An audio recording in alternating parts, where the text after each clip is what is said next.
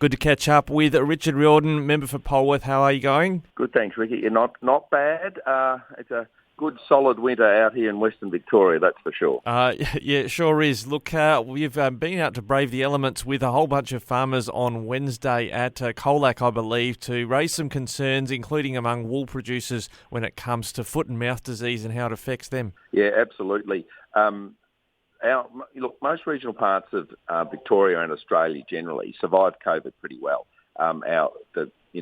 Regional producers, agriculture have all boomed along, done quite nicely. The foot and mouth disease sitting on our horizon at the moment, the devastation that could cause to our regional economies is in the tens and tens of billions of dollars. It's potentially devastating.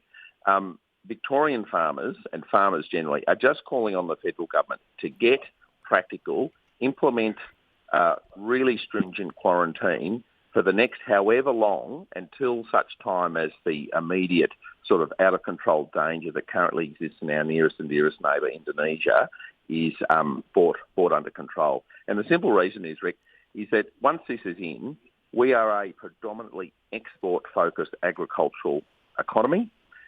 We will not be able to send our product. And because of the nature of Australia, we're geographically very diverse. We've got stock feeds and product and going, from all corners of the country to make our economy work. That'll all come to a grinding halt. And, our farming industries, particularly, say, the wool and sheep industry, they've had, the 70s and 80s, terrible times. They've had wool prices up and down, all sorts of things. Everything in agriculture at the moment is ticking along nicely. And the last thing our farmers need is something that stops stock movement, product processing, and brings our export markets to a grinding halt. It will just be devastating, and it's relatively simple to put in measures at our airports and ports to make sure this doesn't come to our country. Now, whilst we keep affirming that there are no detected cases of foot and mouth disease in our herds at this point in time, we haven't lost our foot and mouth free status as yet. How important is it that governments show strong signals to the market, considering that whilst the wool market's in a recess, the cattle and sheep prices have both taken a big tumble in the last couple of weeks while there's publicity about foot and mouth diseases going on? Yeah, look, our market, our customers, our farmers, our communities need to know the government's taking this seriously. And the government can't sort of just be soft with its wording here, Rick. I mean, the reality is we've seen our state governments in particular for the last 2 years lock borders, shut people down. Here in Victoria, we said you couldn't even go to a swing and a roundabout with the kids. We have been brutal in trying to keep the virus under control. This essentially is the industrial, commercial, agricultural equivalent of COVID in terms of its capacity to just to totally disrupt the economy.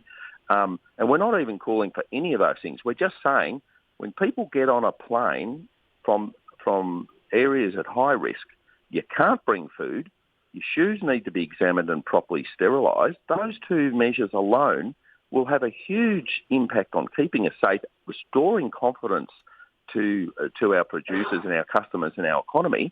It's pretty simple. It's a 5-minute inconvenience for people coming back from a holiday. It's not that much to ask. And look, I've spoken to plenty of people who've come back from these parts of the world recently. Australian officials take every liquid off you at the plane. If you've accidentally gone and bought yourself a nice bottle of vodka or something at the duty-free in Bali, they'll take it off you. We take liquids off. We just need to be taking food, and we need to be making sure people's shoes and anything that's been potentially contaminated has been thoroughly put aside. And not only that, we need to get our messaging much more stringent on the planes and at the airports. We're still doing what we've done for a long, long time, and the information needs to be improved. Now, at this protest that happened on Wednesday, you heard from some local farmers there and other stakeholders. What were the concerns they were expressing at the rally and to yourself about the government's actions on this front? Well, it's just what I've said now, Rick. Whether you're a meat processor, whether you're a farmer, whether you're the local agricultural supplier, you want to have confidence that they've got it right at the airports and the ports. And at the moment, that confidence isn't there. The federal government's been very slow to just make it really clear what the processes are. The state government's been silent. And look, the Victorian state government is being held up at the moment by the strength of agriculture.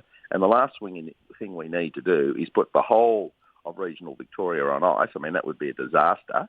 So the state government, Andrews has been very quick to tell people what they can and can't do in their homes for the last 2 years, well, he can be quick to start telling the federal government what they need to do at the airports. It's not much to ask.